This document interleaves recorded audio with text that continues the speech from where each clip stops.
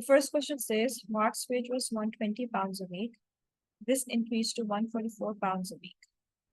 What was the percentage increase? So the formula for percentage increase is basically new value minus old value divided by the old value times 100. So new value is 144 and old value is 120. So it's going to be 144 minus 120 divided by 120 times 100. That's going to give us 20%.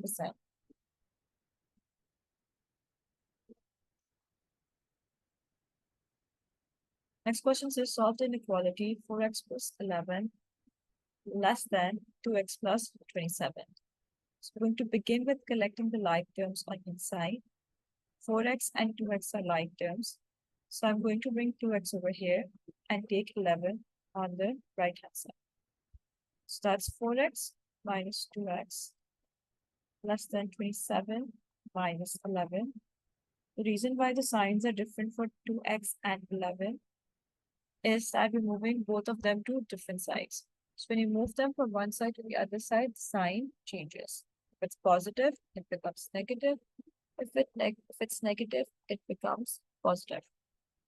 So that's 2x equals to 16, and x is less than 8. Of course, we divide 16 by 2.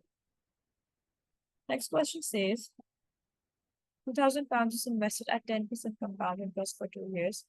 How much money will there be after 2 years? So a formula for compound interest is principal amount times 1 plus r over 100 whole power time. So that's going to be 2,000, which is the principal amount, times 1 plus 10 over 100, which is the rate of interest. And we're talking about 2 years, so raised to the power of 2. So that's 2,000 times 1.1 to the power of 2.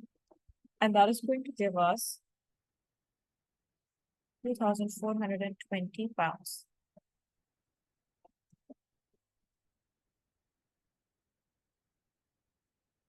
Next question says, so there's taking part in a quiz on TV. The probability she answers the question correctly is 405. So there's asked 2 questions. Calculate the probability she answers both questions correctly. So for her to answer both questions correctly, if we draw a probability tree diagram, 405 for correct and wrong is 105. For correct, wrong, correct, wrong. So for correct, it's again 405. 105 is wrong. 405, 105. So since we're talking about both correct, so we're going to go from here to here. So that means we're going to do 4 over 5 times 4 over 5, and that is 16 over 25. Next question says, solve the simultaneous equation. So whenever we solve simultaneous equations, we need to first decide which method we're using. You can either use the substitution method or the elimination method. I'm going to use the elimination method in this case. When using the elimination method, we need to decide which variable we're trying to eliminate. I'm going to eliminate x.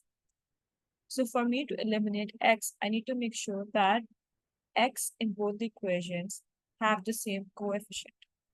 In our case, in the first equation, 3 is the coefficient of x, and the second equation, 2 is the coefficient of x, which means we need to multiply the first equation by 2 and the second equation by 3 to make the coefficients equal for x. So first equation becomes 6x plus 10y equals to 2. And second equation is 6x minus 9y equals to 21. So once we have made the coefficients equal for the variable we're trying to eliminate, next what we do is we need to check what are their signs. So we can see that both 6x in the first equation, second equation are positive. So first to eliminate x, we need to subtract them.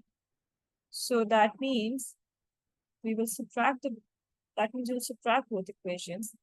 6x minus 6x is 0.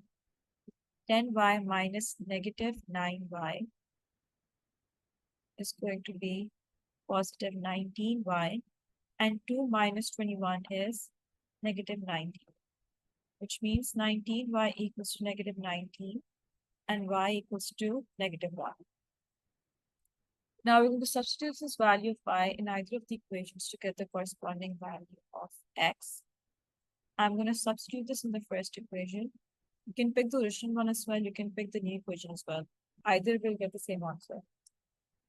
So if I do 3x plus 5 times negative 1 equals to 1, that's 3x minus 5 equals to 1. 3x equals to 1 plus 5, which is 6. And x equals to 6 divided by 3, and that is 2. So when x is 2, y is negative 1. That's your answer.